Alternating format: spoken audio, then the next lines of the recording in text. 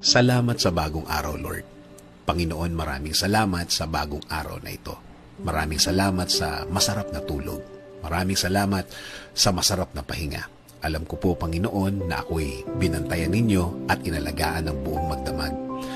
Haharapin ko po, Lord, ang araw na ito na puno ng pag-asa sa aking puso't isipan, sa aking buong pagkatao, sa aking buong araw ngayon.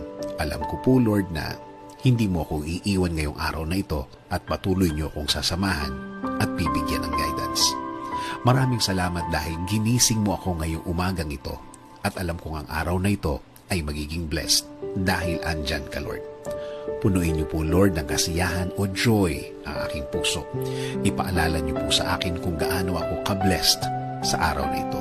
Lagyan niyo lagi ng dahilan ang aking kasiyahan at mga dahilan kung bakit magiging thankful po ako.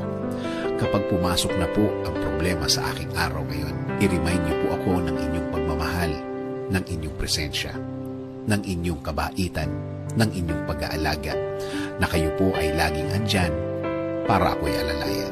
Kapag ako ay nanghihina, ipaalala niyo po sa akin na lagi po kayong andyan para ako'y tulungan, para ako'y alalayan, para ako'y alisin sa isang problemadong sitwasyon. Lord,